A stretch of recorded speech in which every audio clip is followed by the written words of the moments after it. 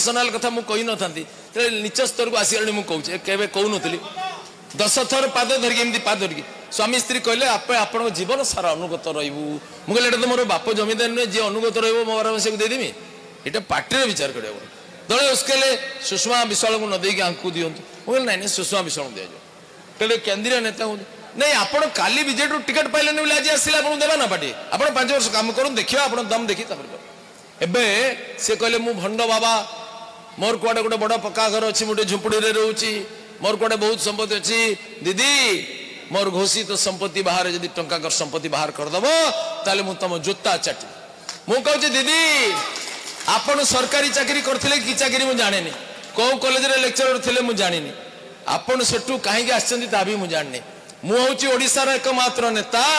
जे निज MLA pension Naini कि चाकरी पेंशन भी नैनी देखई दियो मते गुटे मु टंकाटा पेंशन नै नाही भौणी भाई माने एक कथा मु का कोइ नथिल आज मैं रहस्य खोलुची मते दीदी भंड नेता कहले तुम्हें भंड के किए लोक विचार करिवे सबुठु बड़ प्रचारिका आज बीजेपी रो श्रीमती डॉक्टर श्रीमती लेखाश्री सामंत सिंहार भौणी भाई माने मु आपन कैसेट सुनाऊची से नवीन बाबू विषय रे आ बीजेडी विषय कौन कौन कहछन चंद्रबिंदु सेटिंग करो चंद्रबिंदु एते सांसद थाई जो जो प्रसंग से माने ओडिसा रे उठौछन सुनो ओडिसा वासी को भ्रमित करिया पाई से कथा केबे से माने केंद्र रे कहबार हम देखलु कौन केंद्र मंत्री को भेटिकी से दाबी उपस्थापना करिबार हम देखलु तांकर कथा केवल एठी ओडिसावासी को भ्रमित करबा तांकी जेतेबेले भारतीय जनता पार्टी शांत स्वर रे आक्रमण करछि बिजु जनता दल को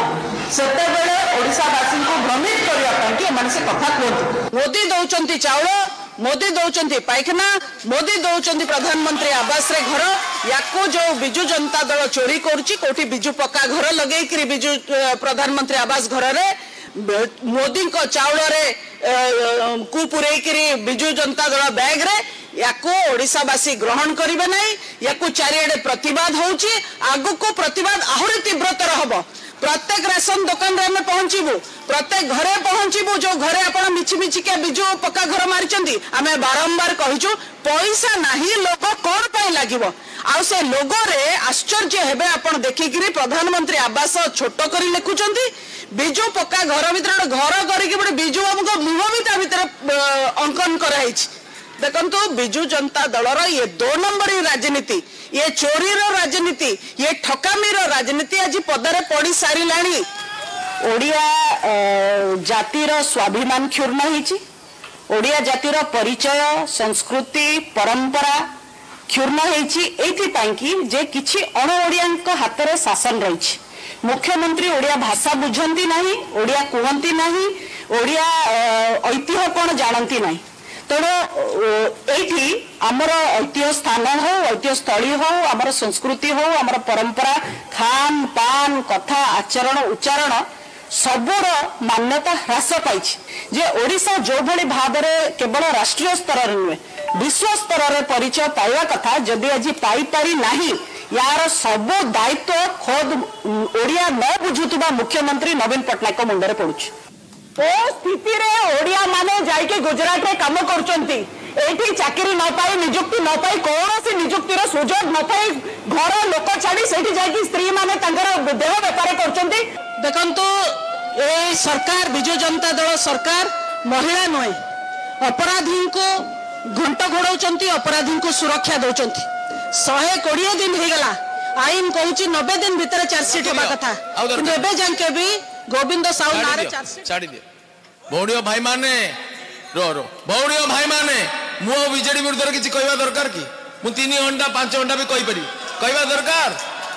लेखा दीदी कैसेटा गाँ गाँ रे बजाओ मु व्हाट्सएप रे पठेदेवा व्यवस्था कर गाँ गाँ रे समस्त भाग पठाओ जे तांकर से बीजेपी रे प्रचार करुचंदी 2 नंबरी पार्टी चोरों पार्टी किए कहले बीजेडी रे एमपी प्रार्थी कहचंदी आ ओडिया मां भौणी मान को कौन कहले देह व्यापार करुचंदी देवी प्रतिमा स्वरूप सीता सावित्री दमयंती उत्तराधिकारिणी आमर ए मां भौणी मान को जे देह व्यापारी बोली कहला ताको बर्दाश्त करा जिवो करिवे ए अपमान प्रतिशोध नेबाक पड़िबो कि नहीं किमित नेबे ना ना ना ना ना गणतंत्र रे भोट रे धराशायी करिवे